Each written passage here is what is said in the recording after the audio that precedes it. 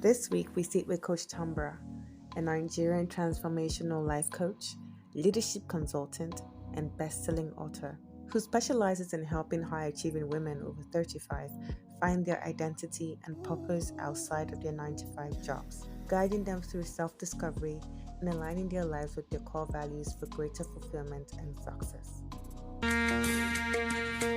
Hello, soulmates. You're now listening to Peppers of Stories meant to soothe the souls of women everywhere. Tonbra, your full name is Onyi Tonbra. Am I pronouncing it well? Yes, Fantastic. it is. And this means God's plan. Mm-hmm. Yet you spent years feeling like a walking contradiction to that meaning. Take us back to that 5-year-old girl being placed in boarding school. I mean, when I read that, I was like, and I was thinking about my kids like 5? How? Why? There must be a very powerful story there. So what did that experience plant in your mind about who you were at the time and who you are now? Yeah, so thank you very much. Firstly, I want to say thank you. It is such an awesome pleasure to be on this podcast. I've always loved the title of this podcast, Pepper Soup Stories, because that's what the world needs more of. We hear all the soft girl stories and the easy breezy, but the truth is, what actually builds us are the pepper stories, as you call them, Yeah. the things that frame us and help us become more resilient creatures. So yeah, thank you for just kind of going back. When I think about my life, my name Tonbra, as you've said, means God's plan. But really, really, really, truly, I was confused and I felt nothing at all, even closely, remotely linked to God's plan. I just always felt like I was an other, or I felt like I was inherently broken. Like I just always felt like the world, everybody else had more rights to the world than I did. And it all stemmed from when I was really, really young. I was born out of wedlock. My mom and my dad were not married. And my dad, when he heard that my mom was pregnant, asked her to terminate the pregnancy of me, obviously. She decided that she didn't want to and she ran away with the pregnancy. And she's got her whole story of how she survived during the pregnancy. She didn't have money, she didn't have food to eat, and it was very rough and tumultuous. But then comes me on this day, and I arrived, and I was just this bundle of joy. And she then wraps me and takes me over to my grandmother's home, which is my dad's mom. And they looked at me, and apparently I look really much like my dad. So my grandmother looks at me and says, "Oh, definitely, this is one of us. This is one of us." And when my mom said, "Yes, it's one of yours," I really, really struggled in my pregnancy. There was no one to support me and everything. And my grandmother was the one who gave me what I call my first prophetic word. And she said, "Onyi Tonbra." That means this is God's plan. And that was my name. That was where my name came from. Said, this is exactly how God will have it, because there is a plan and a purpose for this girl's life. And even though we don't understand it, even though she came into this world in a way that just feels a little bit disjointed, or there is something that God has purpose for her, and don't worry about it, it'll be fine. So I have always felt like, so that then started the battle between my mother and my father of, this is your child. And my dad was just always, well, you were not meant to have her. And they were going back and forth. And then my mom just got tired one day. But I don't even know if it's the right thing to say, because I don't know if it's tired, but she felt like she wanted me to have some sort of consistency, because she wasn't financially able to consistently take care of me in the way that she wanted to. So she decides to she makes this decision to put me in this boarding school. If you speak to her today, she'll tell you, "Oh, it's was a good boarding school, da da da da da." What's really jarring is when I when I tell people are like, "Oh my goodness." And I think last month, for the very first time, I heard somebody was in boarding school at age 3, and I said, okay, at least I'll speak my record. But What? anyways, yes, age 3. I couldn't believe it. But anyways, so I was now in this boarding school, and that for me just solidified this feeling of not having a place in the world. Because I was always going in the back and forth. I would be with my mom. This is your child. I was always my mom. My dad had his own kids and his family. I always remembered always going, and coming back with my mom. Just this feeling of otherness, this feeling of questionable. It felt questionable around, my paternity. Was I really, but I look like my dad. So, anyways, so I remember those days of just being in boarding school and just not always want as a child that young, you want your parents. But my mom would always tell me that you'll be fine, don't worry, when you're older, blah blah blah. And yeah, but I just thank God, because I think sometimes I was speaking to my friend this weekend, and she was saying to me that I don't even know how you turned out the way you turned out, because there's sometimes the things that are really meant to um maybe break you, what was meant to actually break me, actually ended up being making me have this perspective on life that is so unique. I can feel, I think my senses of being able to feel people's pain is significantly heightened because of how I was raised. Because my mom would, cry, I was raised by quote unquote a broken woman, and she would cry, Whoa. oh, we don't have food to eat, we don't have that. And now today, what do? I serve the world, and I help broken women on a day-to-day basis, because I've been schooled in the language of brokenness from when I was really young. So if I were to just I jump in very mean, quickly and ask for our soulmates, what would be the one thing that you want them to know about you? I want people to leave me better than they met me. So one of Okay. my foundational and core tenets of life is I am light, and every single human being who experiences me must be better because of it. So if you come in contact with me, I want your life to be better as a result. That's the one thing I want people to know. Thanks. Thanks. Back to you, Jay. Sorry. yeah, thank you.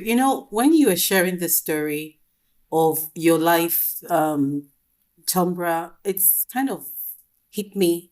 I and maybe I can just share a little bit because it resonated.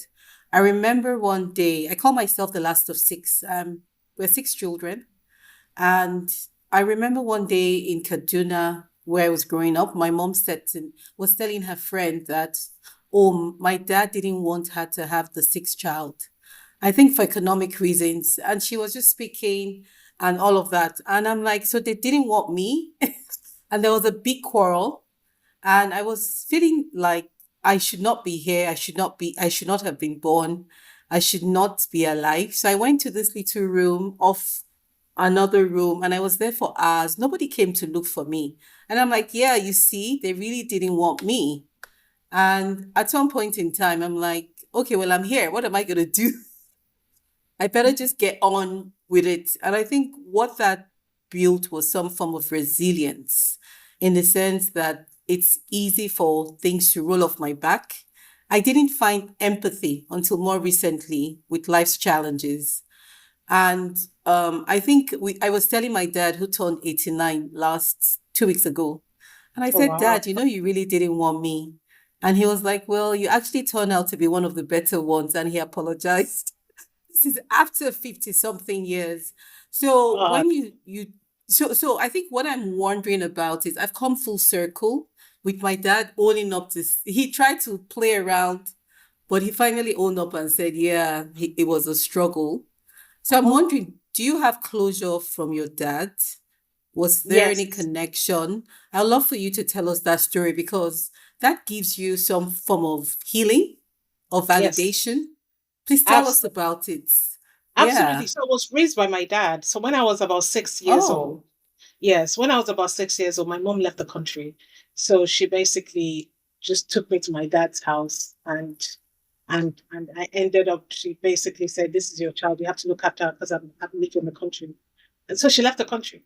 So I whoa. then started, I then, my stepmom raised me. I grew up with my siblings. So I ended up being raised by my dad. So I'm my dad's daughter through and through.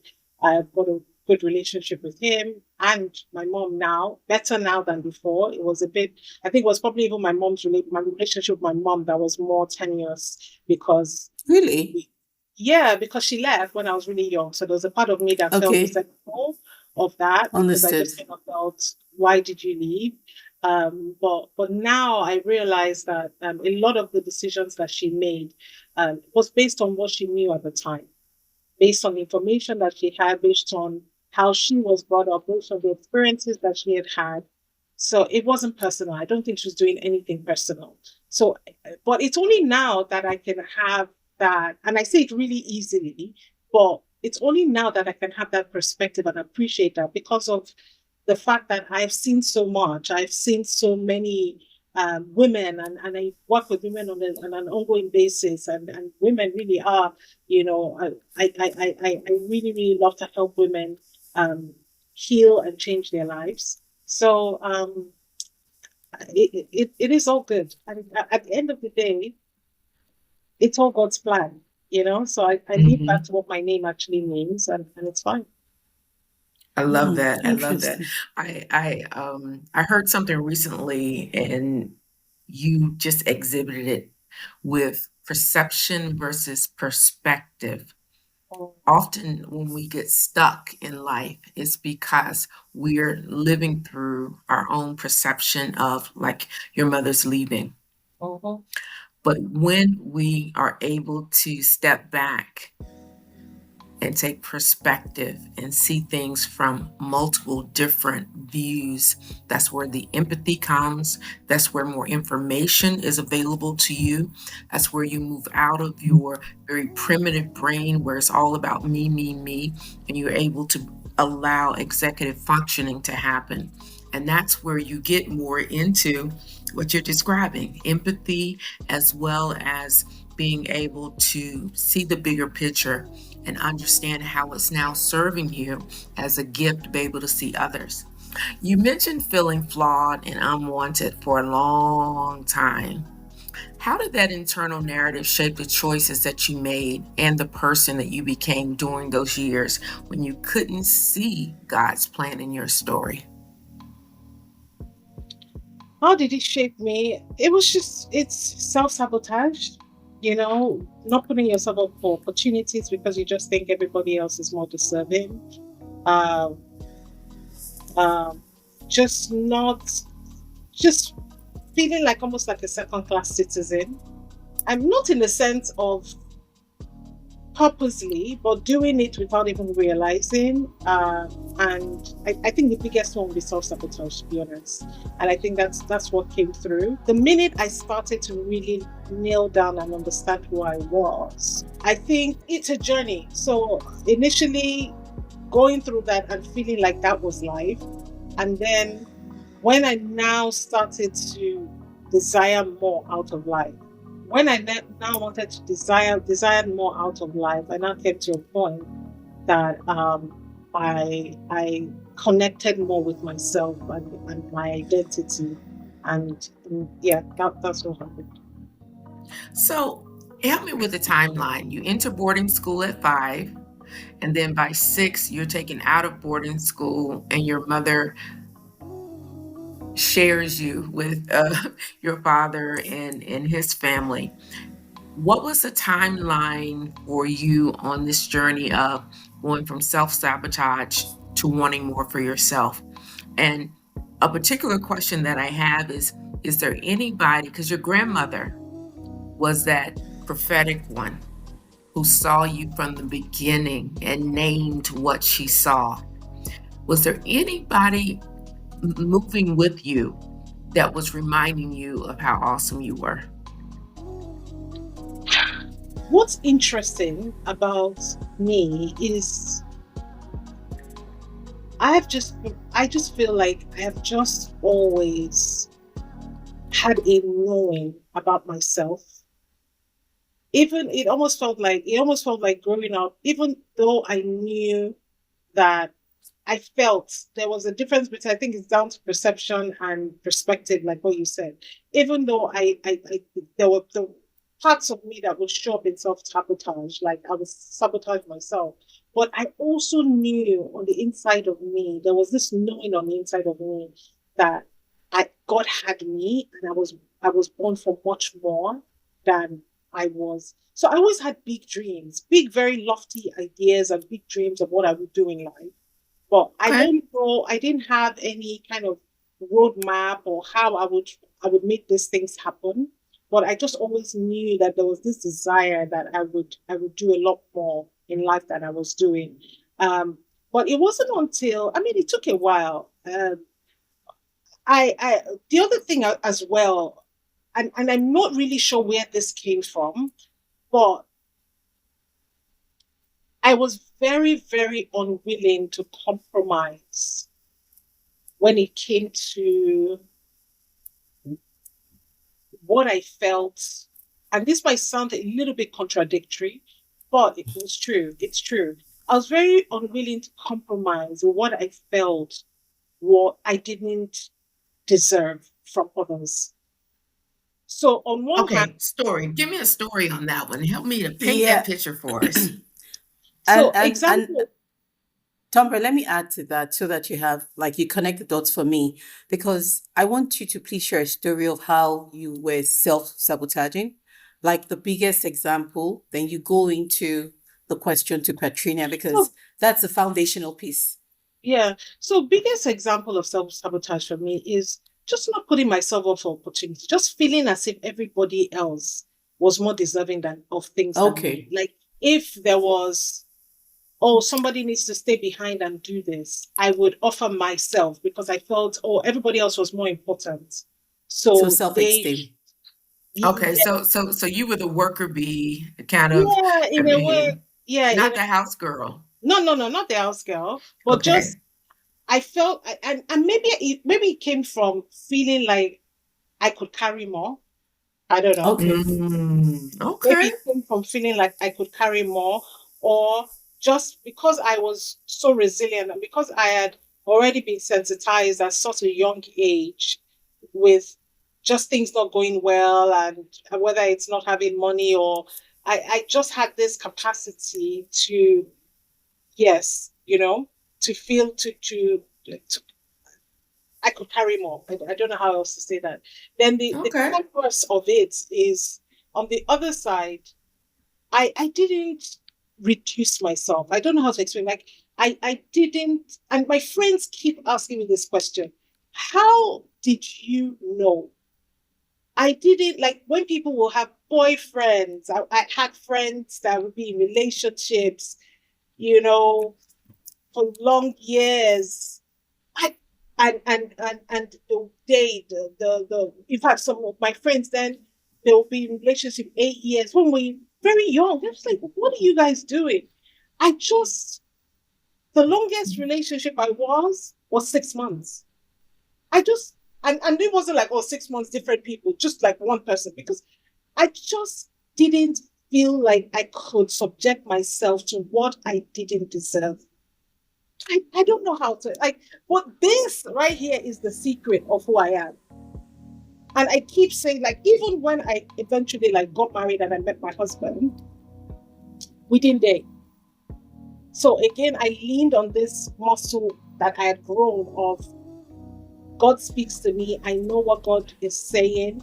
I prayed, I had a dream, I had my confirmation that this was my husband. And I went with that. But I didn't do the things that conventional women would do, which is, oh, let me go and cook for him. Let me go and do all these things and show I that didn't I'm cook for him either. wife material and all these things. I just kind of felt like I there's some things that I can't explain. Wow. I'm So you and your husband yeah. didn't date. You just popped up married. We didn't date. It's 15 years now, but we didn't date. Okay. That's I a don't know if that's a that's story like a for another story. day, but I A really story want to for hear this one. Yeah, we Okay. didn't. We didn't. All right. Very interesting. I love how you've identified some things that are at the core of you. Maybe you can explain exactly how it got there, but that it is there is allowing you to serve really in this chapter of your life. And often people don't recognize their genius or recognize their strengths, especially if it's contrary to others. There's a tendency to belittle it. So it is important to be able to say, what do I bring that others don't? And lean into Yeah. that. Very So good. Thank you. when I was sort of listening to you, what I heard on the undertone of what I heard was it was very important to you to set boundaries.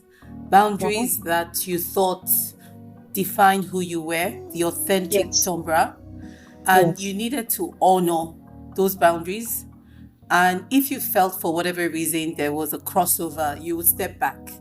And there Yeah, were certain absolutely. things Spot on. you didn't Spot on. want to, there were certain things you didn't even want to start. Like you gave the example of cooking. You were not interested. There are a number of women who are not interested in cooking and they're ashamed.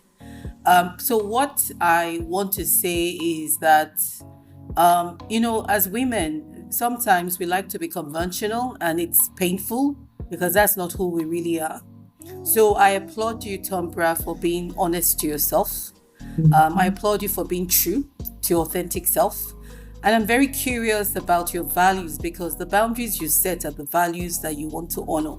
So if there was one value you could share, I'm just curious about the things that you said in terms of your affirmations or values that helped you get through times when you even had a situation, if you had situations where people were like, why are you leaving your husband? You shouldn't. Because when people leave their husband, there's an issue, right? Especially from a Nigerian point of view. So I applaud your courage, your boldness of standing firm to who you are.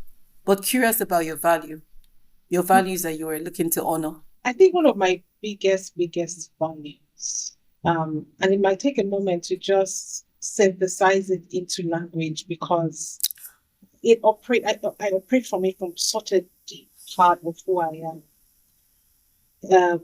I am uncompromising and unwavering when it comes to integrity and loyalty. So I have, because of my own personal integrity, I have to stay true to myself. So some of the things where that sits on is my internal resilience. That's one of my big compasses.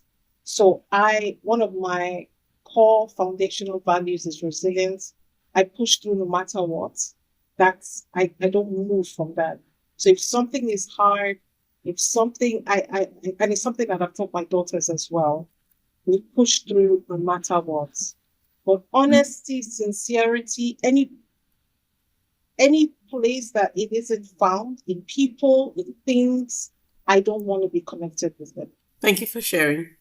I respect that. And it's tough, especially if you're doing business, any part of the world. It's tough. Let's talk about the piece on the career, the professional experience, Tonbra. And I know that we started off with your personal experience, but because we have career soulmates, right? Let's talk about what that professional experience taught you in relation to your values, because I know you currently live in the UK and it's, there's certain structures with regard to discipline, consistency, accountability.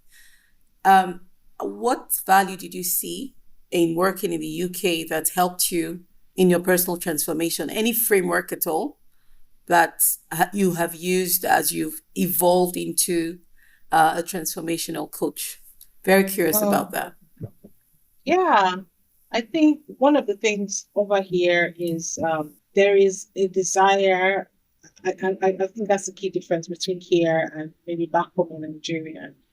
There is this desire of what is worth doing at all is what's doing well. And back home in Nigeria, when I was growing up, it was just do it just to be good enough, but it's very different over here. So I think the key thing is bringing my best self to everything. So whether it's a work context, how can I add value in a way that is true, it's authentic to me, and again, going back to my foundational principles, I am light, everybody who experiences me is better for it. So how do I add value in a way that is authentic to me and make sure that everybody here who experiences me is better for it? So I'm into project management in the work context. So I handle, even that has kind of crossed over to interaction with clients.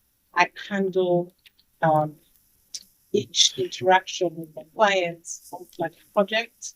So, i.e., when you're working on a project, it's three things that you do. You have to think about the cost, the time, and the quality. Those are the three Legs of the stool, right?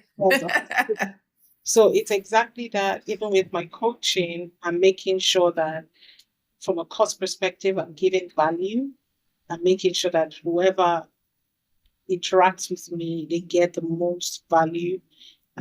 Quality, they're getting the top notch quality, making sure that it's not just in the length of time that we spend, but also in the breadth and there is depth in relationship. And then and the time, making sure that I'm giving people the requisite time to ensure that our relationship or whatever engagement or interaction has the time to evolve and mature into what it needs to be. So you would say that being a project manager, those three legs of cost, quality, and time translate into your coaching and allow you to make sure that you show up in a way that's relevant and so that you add value and give the light that you talked about. Was there a point in time that you knew? Was there a point in time that, you fell out of the sky, so to speak, to say, I need to serve as a coach, or that's a calling for me? Oh yes, it happened for me in 2020 when the world stopped. So when the world stopped, I took it as my own opportunity. I took it really, really personally, actually, as my own opportunity to stop as well and rethink my life. I didn't want to continue with status quo. I felt like it was an invitation to come up higher in terms of Ooh, hold on. Invitation to come up higher. yeah, That's powerful. yeah. Okay. An invitation to come up higher in my delivery, in just what I was contributing to the world. Something felt, um, although I had a good job, you know, by all measures, I was respected, successful, busy, but inside of me, I felt misaligned. I felt like, okay, if I died today, would I feel like I have given the world everything that I carried on the inside of me? Because remember, from when I was young, I always knew that I carried more. And the answer was no. But sometimes when the train is moving and there isn't any external influence, just want to just Yeah. easier to just stay. It takes a lot more to stop it. Complacency. Yeah, and then Mhm. change track. But then it was like 2020 took that out of my hands. The world actually stopped. So, so I was like, okay, what better opportunity? And it was interesting because I actually, and this might be valuable to your listeners because I was very intentional. When people said, "Oh, COVID just happened," and it was just this big interruption, for me, I was so intentional, so much so that I actually did a 360 review. I got my friends on a call. I got maybe like 6 or 7 friends on a call, and I asked them, "What do you see when you see me?" So I got 3 different groups of people. What do you see when you see me? And they told me, I see that you like encouraging people. I see that. I took that. I got another set of my best friend, another person on the call, another friend that wasn't connected to this one. What do you see? I got my sister-in-law. What do you see? I got my husband. What do you see? All separately. And then I took everything that they said and I looked and I saw that there were themes. And the key things that came out was you love to make people feel good. You love to encourage people. You love to teach. You love to this. And I said, oh, okay, interesting. And then I just decided that how am I going to make this count for me for legacy? How am I going to use this? It's not an accident that I am like this. How am I going to use this so that the world benefits? And that's how I got into coaching. Oh, what a story. There are so many people who would pause to subject themselves to that type of feedback. but it's almost like the manure in life is required to grow. So open yourself up to getting very open and honest feedback is how you can truly grow as a person. I love that. So in your process, you've done over 175 podcast episodes. You're a veteran in this space. You've talked about more. You knew you were made for more. And a lot of your work has been on the more tip. And I see you transitioning quite a bit. I want to just maybe get a sense of, first off, you talk about needing to catch a vision of who you can be and then grow it into a higher manifestation. I've heard that as a continuous theme in your work. What did you first catch as a glimpse of who Tonbra was meant to become, and how did that vision guide your transformation? You've talked about the outer, doing the 360, but I have a sneaky suspicion that there was something happening inside of you as well, as you caught the vision that our listeners might be able to benefit from. Yeah. So the elder, as you said, was that having that 360, coming forward and then looking at it and saying, okay, there definitely is more. And then the second one is then having the desire to then do something about what I had figured out.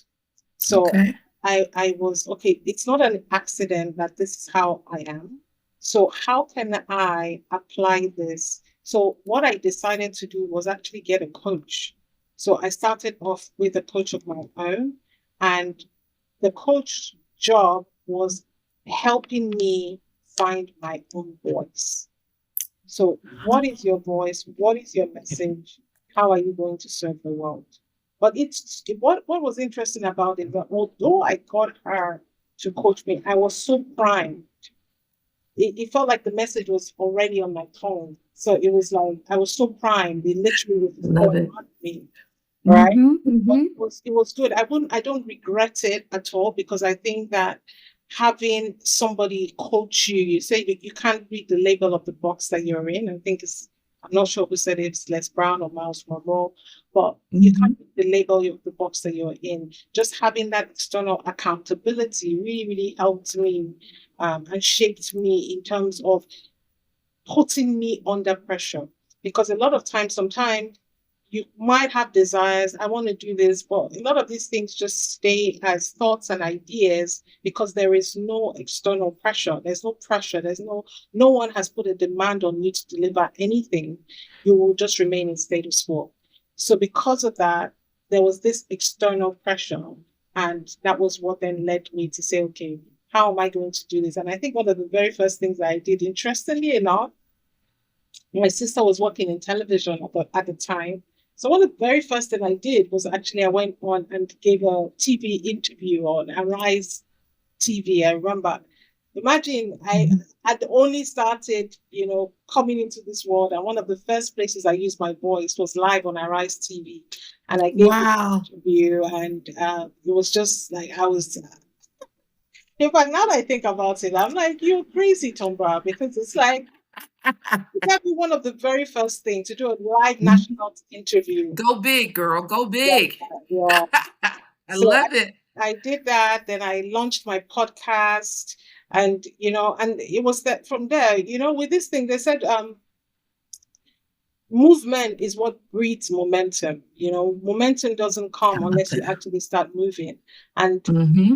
once I caught that vision, I didn't know how I was going to get there. But one of the biggest things that I did was ensure that I kept moving. And then in addition to that, I freed my plate, because this is another key thing. I decided I was going to make room for the vision. So because I was so involved in so many things, I made a call. I was so intentional. I said to myself, in fact, I still even have text messages where I was text messaging my friend Balade, and I said, look, I feel like I am evolving, and the next evolution of me is just about to come out, and I'm going to have to make room for it. So I'm going to drop this, I'm going to drop that. It's weird. I used to sing in church. I used to do a lot of things, midweek service, that service, this.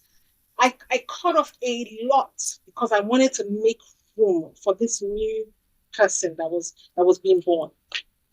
And And Bralade is a mutual friend, and we know that if you're talking to her, she's going to help you with all the boundaries Yeah. Yeah. and help you be very clear to make room for you. So I know we're winding down on time. Jay's going to get that last question because we want to hear about what all of this journey has brought you to in order to see what you're offering the world. Yeah. Thanks, Petrina. Tombra, I wish I could say more, but I know we don't have a lot of time. So again, applause to you for being bold enough to get feedback. Feedback is like holding a mirror to your face. It will not always be pretty. You sort of try to take out the specks and move on. Very proud of you. And actually being intentional. I think what you had was a COVID blessing because I remember during COVID, we were just taking one day at a time. For some of us, it came and it went, and I'm like, I could have written a book, so very good job. I love what you say about movement is what breeds momentum. And I also want to use this opportunity to sort of say a big shout out to you because you have been our coach for this podcast. We have to recognize you for being a Exactly. fundamental, part of our success so far. We're still baby podcasters, Oh, yeah, but come you here. helped us. Yeah.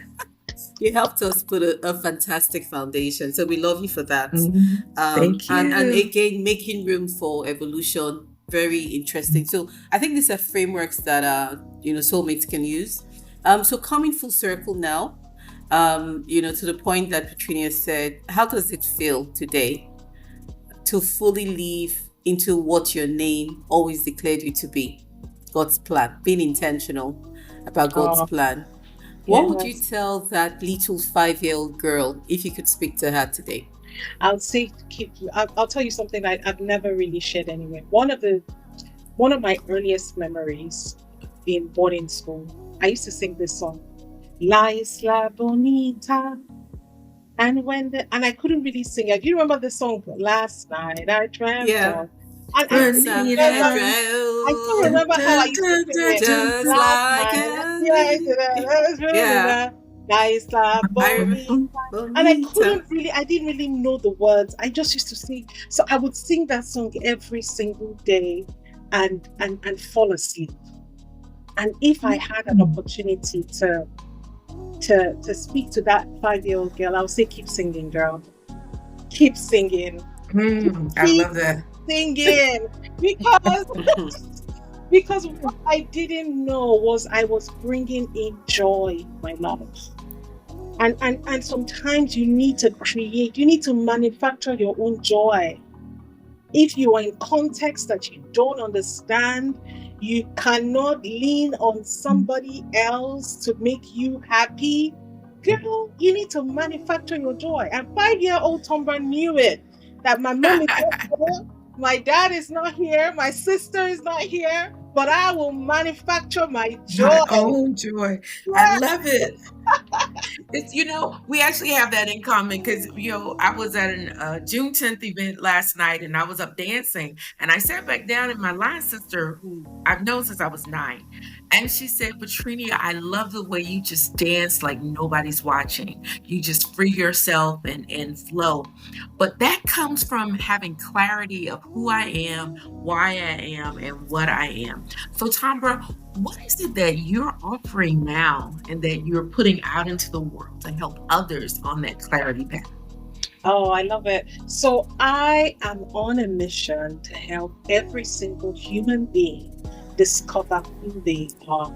Because I feel like half of the problems people have, either it's burnout or, I'm just tired. I just feel this sense of lacklusterness. I don't feel like I feel misaligned. A lot of it comes from our identity, but we're not aware of it.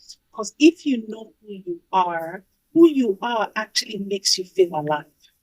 So it's an internal wiring system that God has put to replenish us from the inside.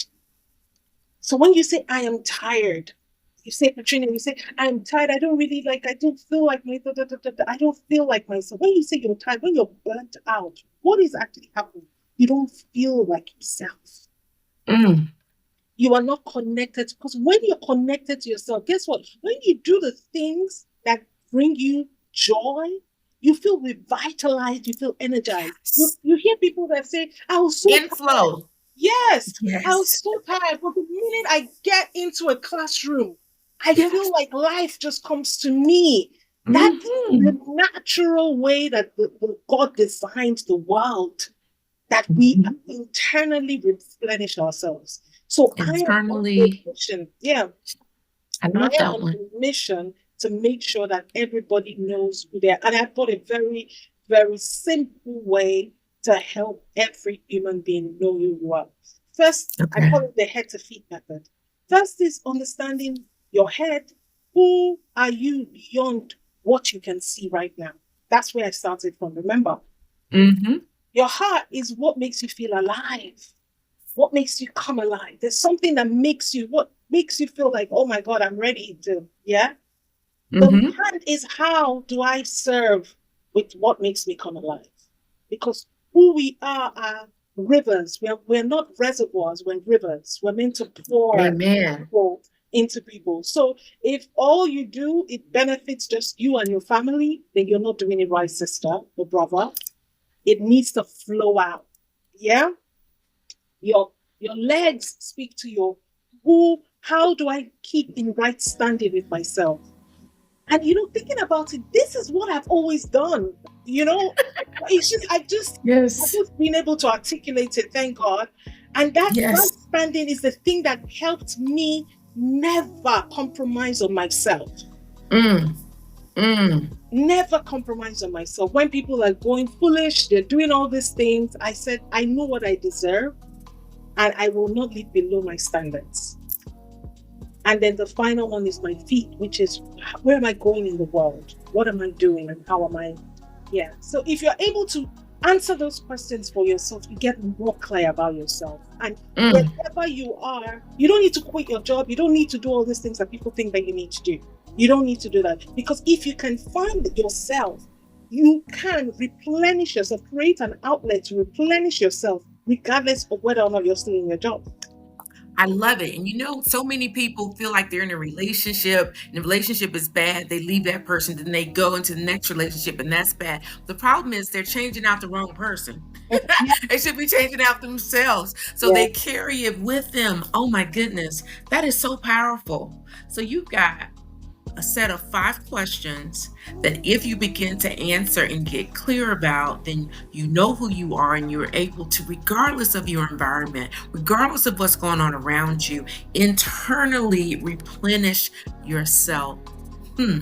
What is that called? What do you call that model? You So said head to feet? yes, so it's my head to feet method. It's proprietary to me. It's a framework that I've just developed, that I'm using one. But it's the basis of my identity clarity system. So I have an Okay. identity clarity system that is Hmm. available on my bio and whatnot, and I'm sure you put in the show notes. And this is Okay. the basis of my identity clarity system. It's helping you answer these questions. So tell us about people who have used this particular identity clarity system. What types of, what's coming up for them? Oh, it's just a more they're more open to live their own lives. They're Mm. no longer um running away from themselves. They're just aligning with themselves instead. So I have people who are in all sorts of professions, doctors. I've had a lot of doctors who are like, I'm a doctor, because the thing is that you can be very accomplished and still be very unfulfilled. Because if you don't know who you are, you will still be unfulfilled. You can fill your life with so much, but if it's not filling your life with the things that align with who you are, you'll still be empty. That's what people don't realize. You know what I love about what you just said? So many folks have been raised to believe, check, check, check, get all of this on the list. And even as Black women, we have a tendency to overperform, over, like we're trying to prove something, like we're coming from a place of, just like you were saying, your 5-year-old self almost felt like you weren't worthy. So what do people do? That's why you have pleasers. A lot of us get into the over pleasing mode. We get into hyper performance because if we don't do, it won't be done, and they must see who I am. And what I know some of my clients I run into, they're like, but Trini, I've checked all the boxes, but I don't feel fulfilled. You finish one thing and you start up another because you're not really savoring, because it was your motivation for doing it. And it looks like with your clarity kit, you're able to really maybe ask yourself, in this thing that I'm doing, why am I doing it? Where does it fit in my head, my heart, my hand, my legs, my feet? Is it taking me in the direction I'm going? I like to try out this kit. How can I get the kit? How is it something that I must do a one-on-one session with you, or is it something that is self-administered? How does it work? Okay, so it's two ways. You have the option of doing a one-on-one with me, but you can also do the self-serve, which is it's a kit. Mm. I will provide the link to you, Petunia, and Okay, share with your okay. community. And you Hmm. basically go and you click on it, and you and it's very detailed, by the way. So you click on it and you watch. It's a 10-minute video, 5 to 10 minutes, maybe about 7 minutes. Oh, Short okay. video, you do the work. The second one, the second video, you do the work. There's a homework. The third one, you do the work, and at the end of it, you get this clarity that you've never had. You create something what I call an identity manifesto. You have the option of creating an identity manifesto as well. So this identity manifesto now becomes a personal constitution. This is Mm. who I am. A lot of people can articulate. I ask maybe 90% or 95% of people who they are. Who are you? You tell me your name, and you tell me about all the roles. So a lot of people identify on the level of roles. So I'm a mom, I'm a Mhm. wife, I'm another, but there's so And much in more. terms of others, Yes, roles in yes, terms of others is the yes, challenge, right? yeah. But there's so much more and depth to us, who we are, that completely it's so much more. We're so much more layered. We're multi-layered people, human beings. We don't take the effort to get intimate with ourselves, and as a result, we identify on just the top level of, oh, I'm a wife, but there's so much more to you, baby. And I tell you what, the word intimacy, a lot of people are afraid of getting intimate with themselves. Well, a whole different program, but there are many reasons why I don't want to get close to myself. But intimacy, Intimacy. one of our guests helped us to see that she calls it Intimacy. into Yeah, me yeah, see. yeah. So it's all about communication and seeing myself more clearly. So I'm just going to close out with a couple rapid fire questions here. What's the hottest pepper moment when life turned up the heat on you? What's your hottest pepper moment? Hottest pepper moment for me when I was maybe about 19 or 20, I can't remember now. I was diagnosed with an autoimmune condition, psoriasis. So I was covered literally with scabs. I had to shave my head. Yes, I had to wear tights because Wow. I had scabs. And it was pretty much one of the more difficult seasons of my life, shall we say, because um, it impacted my self esteem so much. Obviously, contributed to that whole narrative of, there's something inherently broken about you. Now there's a Wow. evident. But yeah, I thank God. Yeah, I was able to come through that. Yeah, because autoimmune disorders are very difficult to navigate. I have one in my family, and it really made me learn and study, experiment, but it took me on a faith walk. Takes you on a faith walk about yourself. It does take me on a people. In fact, I don't look anything like. Even till now, I cannot tell you what happened apart from I was miraculously cured.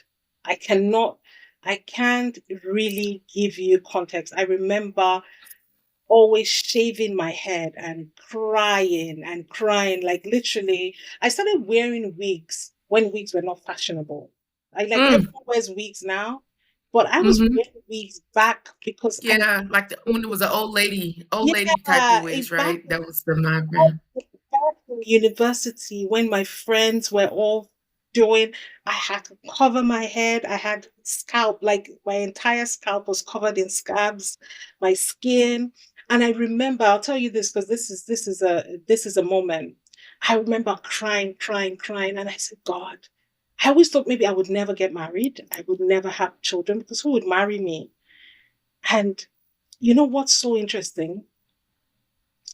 God literally turned that story around so dramatically that now, in fact, I know I'm wearing a wig today, but I don't wear wigs. In the last maybe like 6 years or something, I normally just use my hair. It's just in the last year I've been braiding my hair a lot more.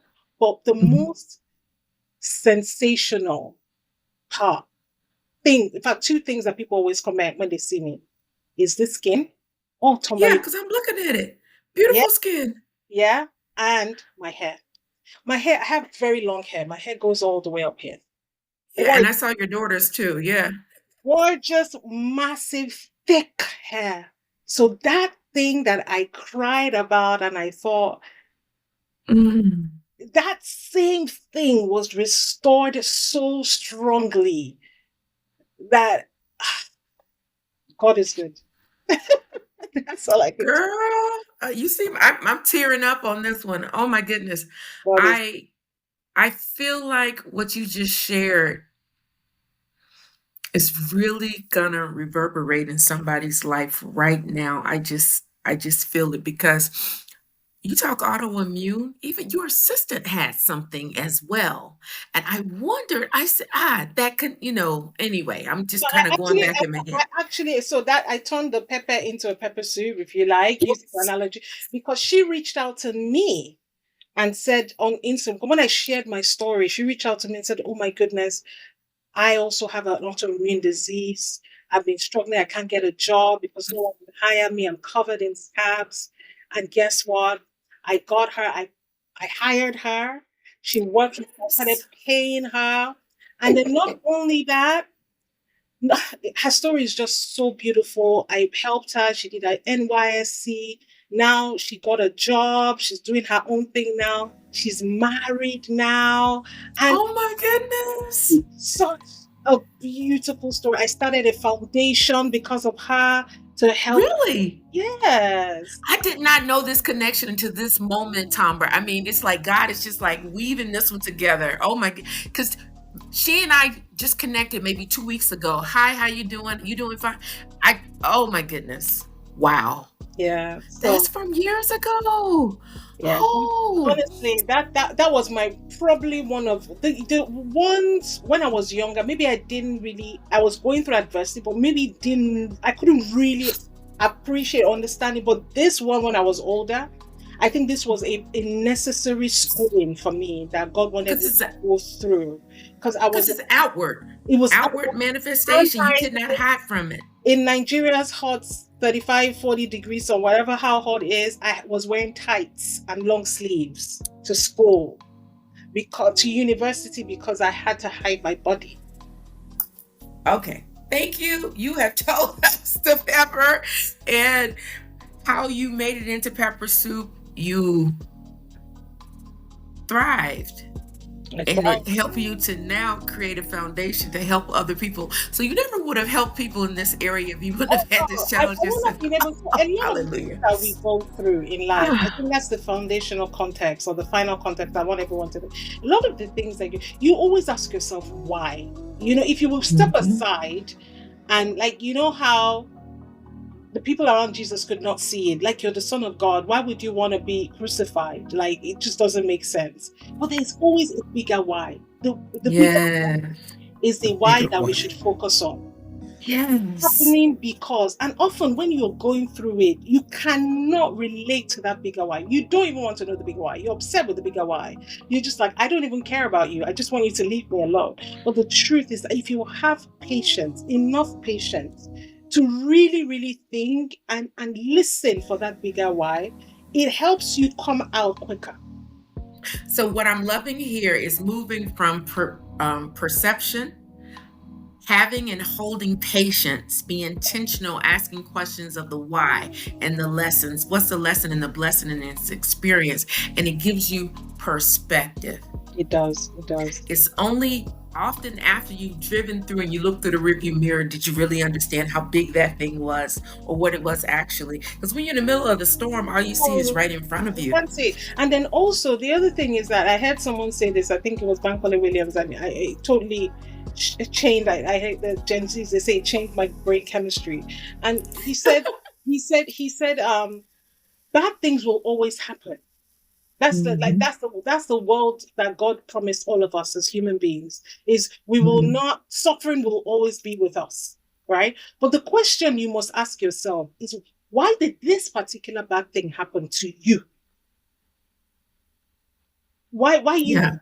So if you are able to understand that there was a reason why, these things, a lot of the things that happen to us, it's part of the things that we've been put on earth here to reconcile.